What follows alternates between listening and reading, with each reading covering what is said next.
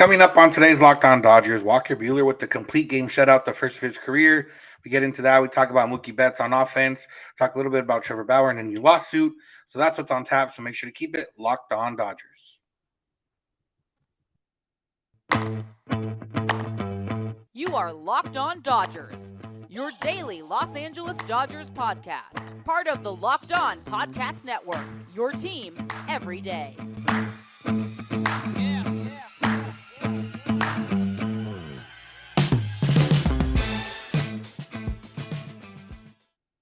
Yo, Dodger fans. Welcome to Locked On Dodgers. We are part of the Locked On Podcast Network, the number one local sports daily podcast network. Locked On, your team every day. I want to thank you for making Locked On Dodgers your first listen of the day every day. Remember, we are free and available wherever you get podcasts and on YouTube simply by searching Locked On Dodgers. Or even better, just subscribe in all those places and it'll come right to you every weekday morning. You won't miss an episode because you know we aren't going to. If this is your first time listening or watching, I'm Samperio, and this is my co-host, Jeff Snider, and we are Locked On Dodgers together. We're lifelong Dodger fans, and we've also both spent time in the locker room and press box covering the team. So we're not quite insiders, but we are here to bring you the smart fans perspective on our boys in blue. Go ahead and subscribe, and we are here every weekday morning, and I'm still working on that intro, so we're gonna push through right now, but I think it was great personally. Flabbergasted that Dodger pitcher went 9 innings on in a game, and they actually won the game. And yeah, Jeff, Walker Buehler, you talked about him a little bit yesterday. We've talked about him in the past, and it was one of those where he was kind of not the weak link, because it wasn't weak, but the weaker link, I guess, of the rotation so far, and he reversed his fortunes. Yeah, at the risk of tooting my own horn, I think I talked about him yesterday. It's kind of underselling the point. I'm just going to quote myself really quick, okay? I know not everybody watches or listens every day. Yesterday, on the episode I did with Javi from Locked On Padres, he asked if I was worried about Walker Buehler. And here's what I said. I said, it's hard to tell at this point. He's definitely a guy who has always gotten better as the season's gone on. His strikeout rate has never been this low, even at this point in the season, so it's something to be aware of. I don't know, it might be as simple as going to Arizona and getting to face the Diamondbacks to get him right, which is what he gets to do this week. And maybe that gets him on track. I'm not worried about Buehler at this point, but it's definitely something I'm aware of. The reason I'm not worried is because there's no real reason to suggest that it's going to be long-term. It's not like he didn't get old. His stuff isn't bad. It's mostly been a command thing where he hasn't had all of his pitches or even multiple of his pitches working in the same game. And that seems to me like something that has more to do with the uncertain offseason and the shortened spring training and everything like that. Unfortunately, we hear all about that shortened spring training, but I think for most pitchers, that probably is at least part of the answer. We saw it with Julio. In his first couple starts, his velocity was way down in spring training. Then his first start, he was topping out around 91. Well, now he's got 3 starts under his belt. So basically, we're at the point where spring training should be ending now. And oh yeah, he's throwing 94 and he looks good. So Buehler, it wouldn't shock me at all if Buehler looks like vintage Buehler starting in his next start, just because we're about when spring training should have ended. And Buehler works hard. He's really into the data. So if there's something to figure out, Walker Buehler is the kind of guy who's going to figure it out. And until I see some sort of underlying reason to be really concerned, I'm not going to be concerned. I think that was good analysis, Vince. Yeah, transcribing your own analysis is definitely not something I don't think I would ever do. One of the benefits of being on YouTube now is YouTube creates transcripts for you. All I had to all I had to do was copy and paste. So, there you go. Yeah, exactly what you said. And he even talked about after the game how the coaches and everybody else looked at the data, at the stuff, at his videos, figured out what was going on. He credited Will Smith for getting him through the game and for calling a little bit more curveballs, getting him back in the mix. And then, he just felt sharper. All in all, it was a vintage Buehler game. Maybe it was and I guess a little bit different in the sense of he did have 10 strikeouts, but they were very spread apart. And you kind of didn't realize it until Joe Davis is mentioning that jumbo jacks are now available for everyone tomorrow because Walker Buehler notched his 10 strikeouts. So all in all, great game. We'll talk a little bit more about actually keeping them in, but yeah, that was fun to watch. And you could tell after the game how happy he was. First ever complete game shutout for him. Yeah, Buehler's not big on smiling on the baseball field, but as soon as the game was over, it was a huge smile. You could tell it was a meaningful accomplishment to him. He and Dave Roberts both said after the game, basically, Buehler said, "I'm not coming out." And, and Roberts trusted him. But Roberts even said that he started thinking around the 7th inning, thinking, oh, this might be a complete game because he's not laboring. That was one of the things that Roberts mentioned. He's not laboring, and that's really important. His stuff still looked good. He was hitting 96 in the 9th inning. His stuff was still there. He still had command of everything. And, obviously a lot of people are thinking about the Clayton Kershaw start from a couple of weeks ago right now, about how Buehler gets to go 108 pitches just for a shutout and Kershaw couldn't go for the perfect game. But Kershaw himself said that his slider had lost effectiveness. And what we saw with Buehler was everything was still working. And, obviously there's a difference between April 25th and April, whatever it was when Kershaw was pitching. And there's difference in age, there's difference in injury history between these guys. And so it made so much sense to me, even though I was a little surprised, but I wasn't like when he left in the 8th inning, I thought, I think he's going to get himself a complete game because everything lined up right. And it made sense to leave him in. Yeah, that's the point is, he didn't ever really had runners on base. He never really had to labor through. He's a guy who was built up already going into it, more than Kershaw was. He is a guy that's been built up before. And he is a guy that, Kershaw back 7 whatever years ago would have fought to stay in that perfect game, just like Walker Buehler fought to stay in this game today. And, credit to Dave Roberts for letting him hang in there. After that base hit, I was hoping he didn't come out because at that point, he just needed the one more out. Craig Kimbrell was warming up, but wasn't needed. So, yeah, it was cool to see. It was cool to see like Walker Buehler smiling like that, talking to Kirsten after the game, knowing what the accomplishment was for him, being the first one of the season. And the other part, too, is plays a little bit of a part. I would imagine the Dodgers have a day off on Thursday. So they do, Buehler's going to have 5 days off instead of 4 days between his next start. So all in all with that, I don't see them letting him go 105, 110 pitches a lot this season. But if it's something like that that's in play, I think they'll let him do it. But normally he would have been out after the 7th. If he didn't have a shutout, probably would have been out after the 7th. I totally agree. I think there are going to be games this year where he pitches 85 or 90 pitches and then comes out because they're up 7-1 or whatever. He's already allowed to run. There's nothing to go for personally. And so there's going to be those games. And so knowing that you have those games built in over the year, you can let him go for something like this at this point in the season. And, when everything lines up like that, it would have been interesting to me if he had allowed another base runner because Kimbrel was warming up and one more base runner would have made it a safe situation. I've gone back and forth. I'm interested to know what you think, Vince, because part of me thinks as soon as it's a safe situation, it doesn't make sense to have Kimbrel warm up if he's not going to come in once it's a safe situation. But also, I think as long as the shutout was on the table, I feel like Roberts was going to let Buehler stay in. I feel like there was a hard number, or I thought it was going to be one base runner. It ended up not being one base runner. So if another guy gets a hit, I guess, I think there's a hard number. I want to say like 115 is probably that hard number. If he got up to that point and still didn't close it out, then you know what? I'm sorry, Walker, but we do have to take you out now. But yeah, I don't know. I think it was more of a hard number than runners on base. Kimbrel hasn't pitched that often, mainly because the Dodgers have been up by so much in most of these games. He did, get it in the other day. But yeah, I think it's a matter of, I think they had a hard number in mind. I don't know if they would have had a base runner in mind. Yeah, getting the first 2 outs on 3 pitches definitely helped so that he, it took him 7 more pitches after that, but he still kept his pitch count low. I was glad they didn't do the one base runner. That's one of my biggest pet peeves in baseball. It's like, don't send him back out if you're taking him out after one base runner, because all you're doing is setting up a reliever coming in without a clean inning. If you're that close to being sure he's done, just pull him out. So I was really pleased with the way everything went Walker Buehler related tonight. Yeah, he closed it out. It was fun, and the Dodgers won. We're going to talk about a reason the Dodgers won, which is Mookie Betts, and when he gets on base, he's usually coming across home. Before we talk about that, let's talk about BetOnline. BetOnline is your number one sports, betonline.net.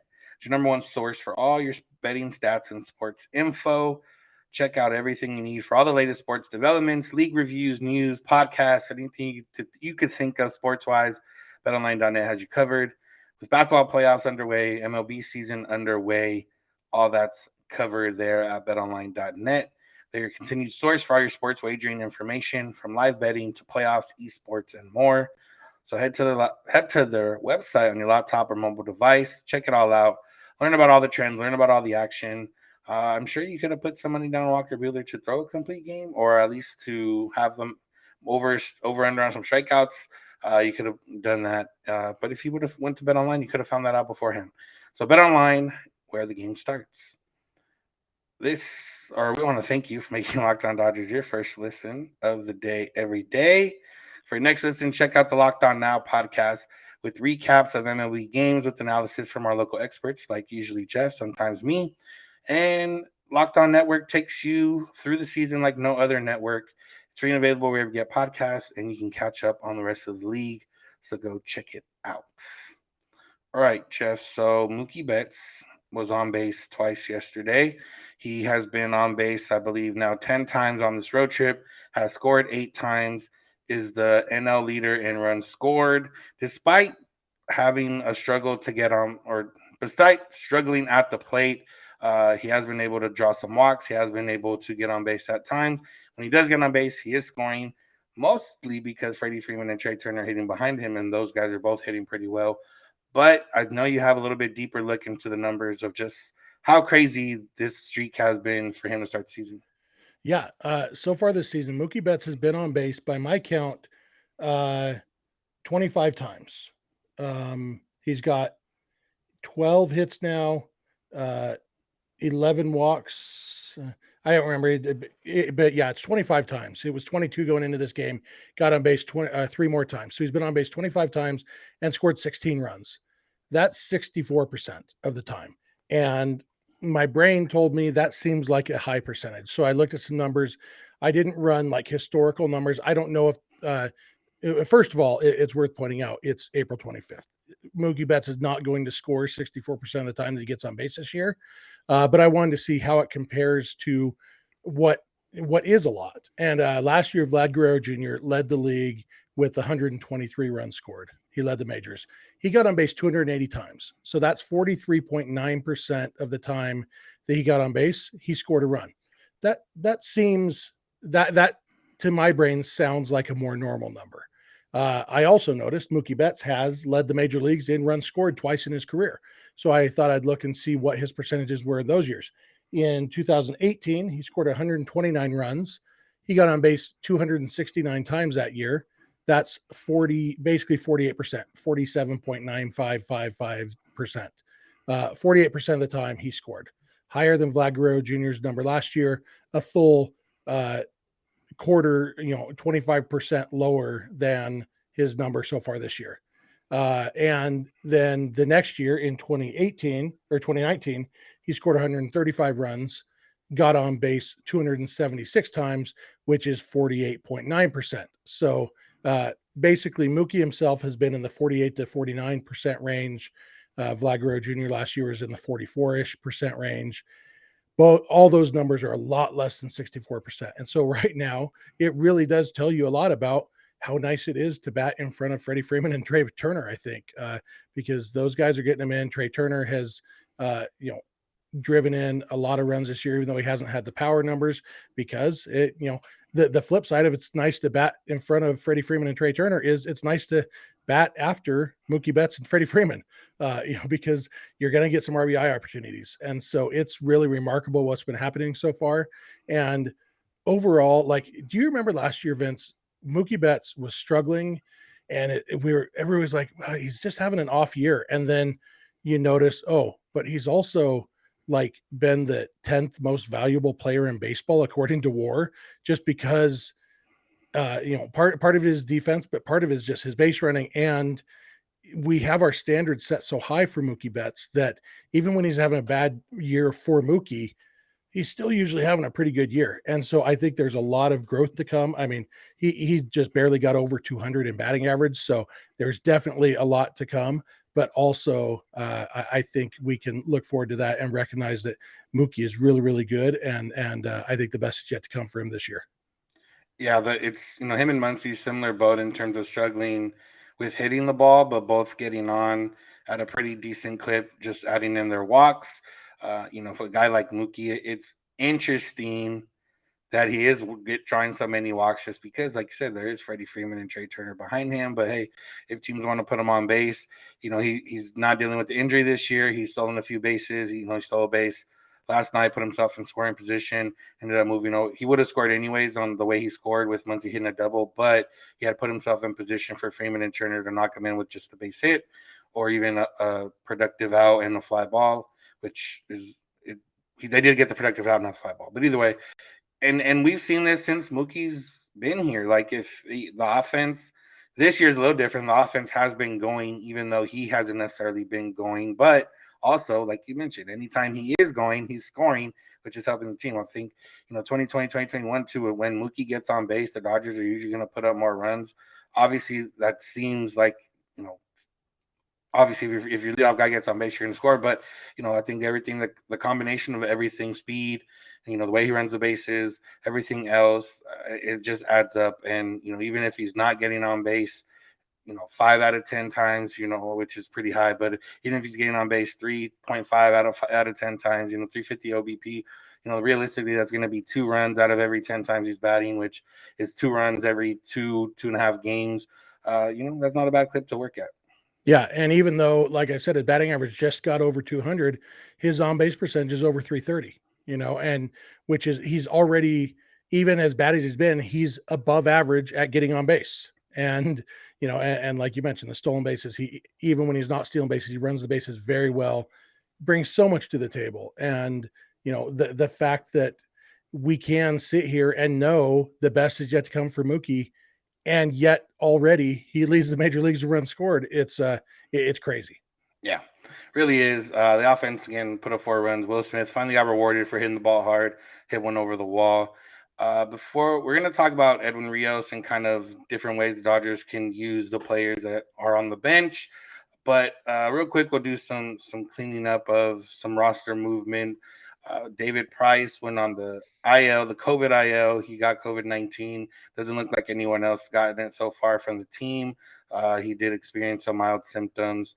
And then before the game on Monday, the Dodgers called up Andre Jackson and optioned Zach McKinstry.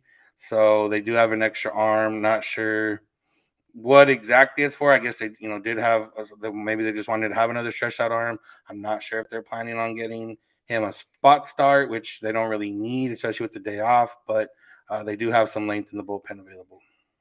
Yeah, and with Tony Gonsolin and Tyler Anderson both currently in the rotation, that length may become necessary. Gonsolin looked really good his last time out, but you never know what you're going to get there. Tyler Anderson obviously has been really good, but he hasn't pitched more than, hasn't even gotten 5 innings in a game yet. And so you definitely might want some of that length. It feels like, and correct me if I'm forgetting somebody, but this is the first time the Dodgers have really been impacted by COVID, isn't it? Like, did they have anybody get it during 2020? Like there were so many outbreaks and teams like missing games. The 6th inning of Game 6 of the World Series. That's right. Oh, Justin Turner, yeah, during the World Series. But other than that, like I can't remember the Dodgers being impacted. I'm sure there was somebody I'm forgetting, but definitely in 2020 it wasn't a big deal other than Justin Turner in the last game of the World Series. Because it would have shut things down. They were so much more strict than if one guy gets it, everybody has to shut down. 2021 was a little bit more loose on that, and so somebody might have slipped my mind. But Price getting it, he's fully vaccinated, so it's just one of those things.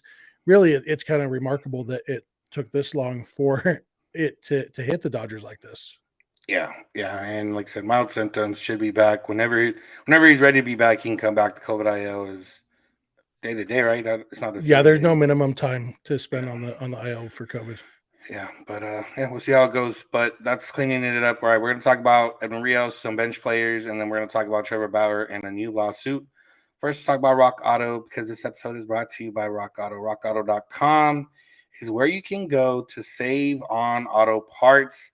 Why choose to spend up to 100% more for the same parts from a chain store or car dealership? Why deal with people if you're not a big people person? Why have to drive to the store? They're not going to have what you need in store. You're going to have to order it anyways. And then most of the time, they're going to try to ship it to their store. So you have to go back to the store and maybe spend more money than you wanted to originally. So go to rockauto.com, check it all out. They got everything you could need for your car or truck. They got it all right there, sent directly to you.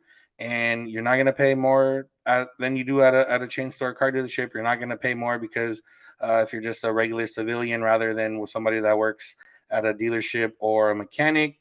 So rockauto.com has you covered in all those places. They're a family business that's been helping people online for over 20 years. Everything you can need is right there on their easy-to-use website. Go check it out and find the solution to your auto part needs. And when you're on rockauto.com and see all the parts available for your car or truck, right, locked on in there, how did you hear about us box so they know we sent you. Amazing selection, reliably low prices, all the parts your car will never need, not never, will ever need, rockauto.com. I want to thank you for making Locked On Dodgers your first listen of the day every day. And let's hop right back into it. Wait, can I tell a Rock Auto story first? Yes. True story. My wife's grandma just gave us her car. I finally talked her into not driving anymore. And she gave us her car because my son is going to be getting his license soonish.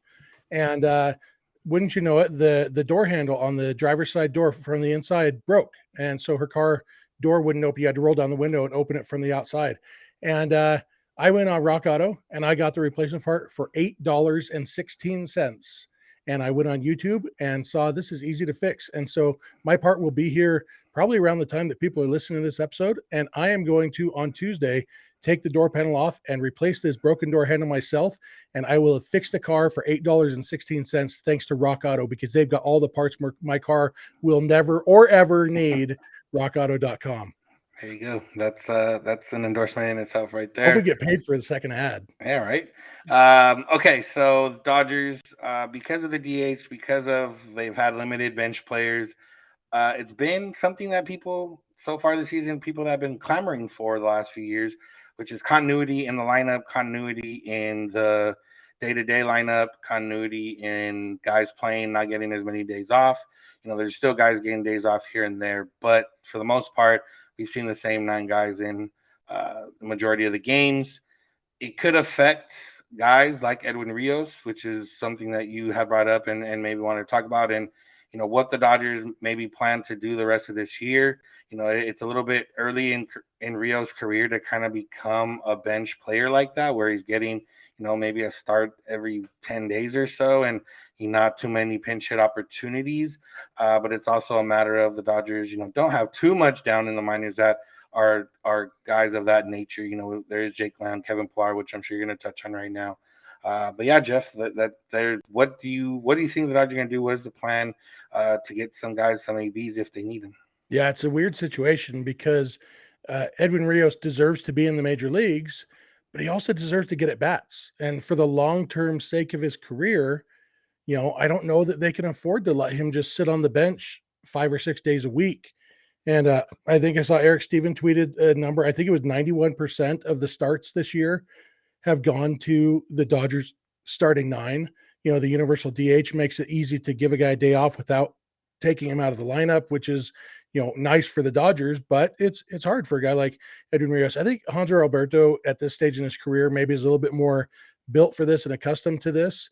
But Rios, you know, it seems like they're going to have to send him down, not because he doesn't deserve to be in the big leagues, but so that he can get 4 at-bats a game, you know, for a couple weeks. And I wonder if they might do the Rios McKinstry shuffle, because right now, you know, you mentioned Jake Lamb and Kevin Pillar. Neither of them are on the 40-man roster. And as we talked about a couple weeks ago, part of the challenge of putting them on the 40-man roster, even if you can find a spot, you know, I thought they might use it when Darian Nunez got hurt, but then they used that for Reyes Maranta instead. But the problem is once you put those guys on the 40-man roster, the only way to keep them out of the big leagues is to DFA them. You know, once they get called up, they can't be optioned back down. And so you have to DFA them to get them off the active roster. And so it's more of a long-term commitment for one of those guys. I honestly wouldn't be shocked if Lamb and or Pillar end up opting out next month when they can, because I don't know if the opportunity is going to be there. But then when you look at who's on the 40-man roster, the other weird quirk of this year is that usually the Dodgers 40-man roster is full of guys who, if not major league ready, or at least close to major league ready. Last year, obviously, it didn't work out, but you had Luke Raley and DJ Peters and Zach Rex and those kind of guys who are on the 40-man roster and at least can pretend to be big league players for a week or two at a time. But now your 40-man roster, other than McKinstry, the four minor league position players on the 40-man roster are Jacob Amaya, Eddie Leonard, Corbett Vivas, and James Outman. And none of those guys are ready for the big leagues. And none of those guys are at a point where you can sacrifice their development time by calling them up to sit on the bench in the big leagues. And so, but I do think, like, I feel like they're going to have to do something to get Rios some at bats. And I don't think those at bats are going to come in the major leagues unless somebody gets hurt. And most of the time these decisions do get made by the injury bug, and it hasn't happened so far for the Dodgers, and fingers crossed, hopefully it won't. But if nobody gets hurt, the Dodgers have a tough decision to make on that front. Yeah, without injuries, it's hard to see. And, it is early, but, let's just say we're a month later. Let's just say it's May 25th and Justin Turner's still looking like he is right now. Do they think about maybe not a straight platoon, but, maybe giving him a couple more days off, or maybe, I don't think a fan of Milestone, but maybe they do find ways to get Rios in a little bit more. Maybe as the season goes on, they will have to pick up an extra position player, so they will have a little bit more flexibility. Maybe they do give a couple guys more days off. If the offense is still rolling and things like that. So there's ways for them to maybe do it, but like you said, it's unless injury or some drastic change in philosophy or the way they're going to handle the lineup, you don't see it. I talked about Vivas and Leonard the other day, and they're struggling to hit right now in high A. Is it a matter of, do they try to sneak them back through waivers or do they try to DFA him and see if nobody picks them up and try to get them back down that way? I don't know. But yeah, it definitely seems like something has to happen unless they're, kind of go a Matt Beatty route with Rios and, just bite the bullet for this season and try to figure it out next season. Yeah, and you mentioned they're going to have to add a position player to their roster next week. That actually makes it worse because that probably is McKinstry already, and so then there's nobody to go back and forth to the minors with. Yeah, it would be interesting to see if they do try to sneak one of those guys through waivers to open up a 40-man roster spot for a Pilar or a Lamb. But it's a weird situation and not something that I envy. That Andrew Friedman wishes he had a time machine so he could go back and whisper in his ear, there's not going to be a Rule 5 draft. You don't have to put these guys on the 40, because that's the only reason those four guys are on the 40-man roster was so they wouldn't get taken in the Rule 5 draft. And, and then there wasn't a Rule 5 draft. And if they had known that there wasn't going to be, the 40-man roster would have a lot more flexibility right now. Yeah. Unfortunately, that's just the way it went. But we'll see what they do. And like I said, most of the time, this stuff kind of figures itself out on its own. Last topic, and this one is more just something on your end. There's not too much analysis to go on here, but Trevor Bauer did file a lawsuit. He tweeted it out, and Bill Shakin had reported it against the San Diego woman that accused him for defamation, and I forget the other wording he used, but something that maybe has an ulterior motive is what you're thinking, right, Jeff? Yeah, this kind of lawsuit is really, really hard to win. I'm not an attorney. I don't want play one on podcasts or YouTube, but it's hard to prove that somebody deliberately lied. Uh, for me, it feels like when I heard they filed this lawsuit, it made a little bit more sense why Major League Baseball kicked the can down the road again, because maybe it might be that Trevor Bauer still isn't talking to Major League Baseball's investigators because he's still trying to get those text records. He went to court on April 4th and lost that hearing trying to get the text records. Trevor Bauer seems to really believe that his accuser's text records will fully exonerate him. And if he believes that, this seems like a case where, guess what? There's a lawsuit. Lawsuits involve legal discovery where you have to turn over documents and stuff. And this might be another way for him to get those text records so that he can be exonerated. He seems committed to clearing his name. And, none of us were in the room. None of us know what happened. So I don't know how likely that is. But that seems to be his goal. And he might even be resigned to the idea of missing the whole season if that's what it takes in order to clear his name, which would be, who knows what's going to happen. But not that there's no merit to the lawsuit, or that there's no, I'm sure he goes into this lawsuit with the intention of winning it. But I also think a big part of it is getting those tax records turned over. Yeah, and it's still a play too of winning back the public opinion. When you file a defamation lawsuit, you're not just saying that she lied, but you're legally saying it, that you're going after it and saying Yeah, that you're screaming to the world, I am innocent. yeah. So it's also, we've seen this since the beginning in terms of public opinion, his side, Bauer's side trying to get it. Obviously, we've also seen the other suit that he has against Molly Knight and the Athletic, and he's already accused. I think he also accused in this one the lawyer for putting out false information or misleading information. I forget the exact wording. So, it's also a matter of public opinion, which at the end of the day doesn't mean anything legally, but it's also a matter of trying that next step into welcoming him back, whether it's with the Dodgers, whether it's with another MLB team, just the fans in general. It's another step towards that. Yep. All right, Jeff. Dodgers continue to have the best record in baseball. Life is good. Is there anything else you have to say before we head out? No, I like baseball. Yeah, baseball has been fun so far. The NL West is actually, I think, still the only division with 4 teams that have at least 10 wins. So that's fun and not fun, I guess. It's the Dodgers have the best record, but they don't really have any type of cushion so far. But I'm sure that'll, they play the Giants next week, so that's what we'll really see what's going on. But that's going to do it for today's episode. Thank y'all for listening. We'll be back to talk about the game on Tuesday against the Diamondbacks. Tony Gonsolin on the mound. If you need something else to listen to, check out Locked On MLB with Paul Francis Sullivan, aka Sully. He brings you a unique perspective on the major leagues past and present, and he's got a lot of people on from the Locked On MLB network. So go ahead and check that out. And Sully just messaged me asking if I can record right after we're done here. So I might be on tomorrow's episode.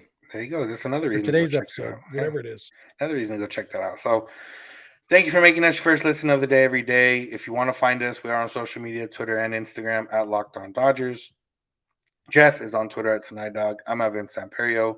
DMs are open on all those accounts. If you have any questions, comments, concerns, whatever you have, you can also send them via email, lockedondodgers@gmail.com, or via voicemail text at 323-863-LOCKED.